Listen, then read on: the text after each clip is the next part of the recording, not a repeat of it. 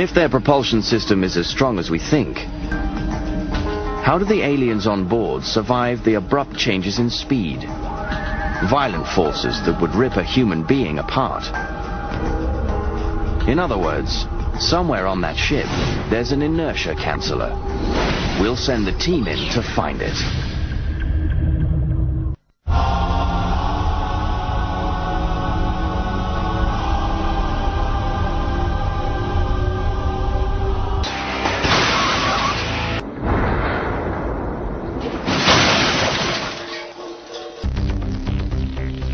If the spaceship is traveling 5,000 miles per hour and abruptly stops, the vehicle might come to a halt.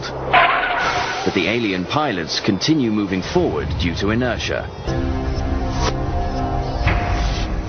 That's why the inertia canceller is a must.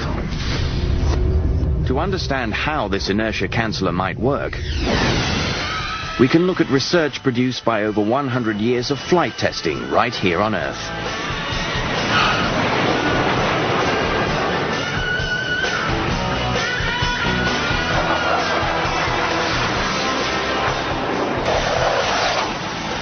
Pulling back on the stick generates positive G's. This gives the sensation of being several times heavier. Diving or abruptly stopping produces negative G's and a feeling of weightlessness. Here at Lemoore, California's Naval Air Station, pilots ride in a human centrifuge to see how many positive G's the human body can withstand. As much as 15 Gs, although we are human limited to 9 Gs. The centrifuge we have here, the gondola itself travels at about 65 or 70 miles an hour, which doesn't seem like it's all that fast, but as it rotates on that arm, it produces some very significant G forces.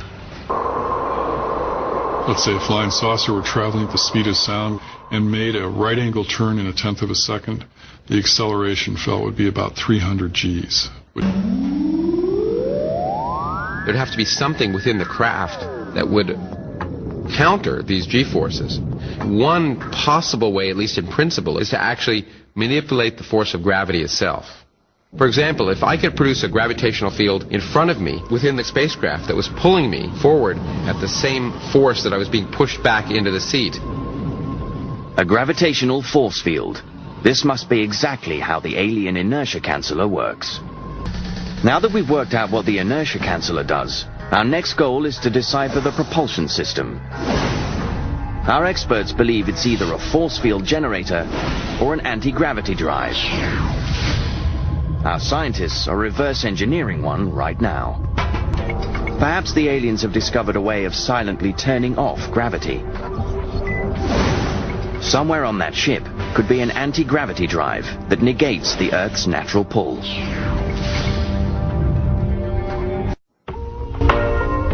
Just because we aren't manipulating gravity yet doesn't mean aliens aren't. But an anti-gravity drive isn't the only way for aliens to skirt gravity.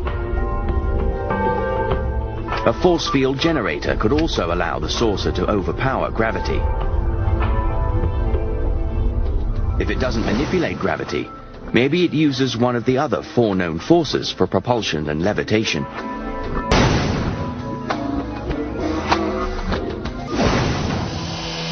All permanent magnets have a north and south pole. Opposite poles are attracted to each other. Identical poles repel, and this force will, within certain parameters, overcome gravity. Electrons moving through a coil of wire also produce a magnetic field. We're using electromagnets for propulsion right now.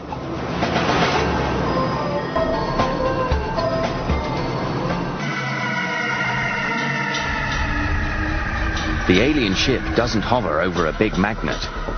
However, the Earth itself generates a magnetic field. That's why compass needles point north. Maybe the alien ship uses the natural magnetic field of the Earth for propulsion within our atmosphere. But the Earth's magnetic field is very weak. The alien anti-gravity drive manipulates Earth's gravity, reversing it against itself and focusing it to prop up the ship on a gravity wave.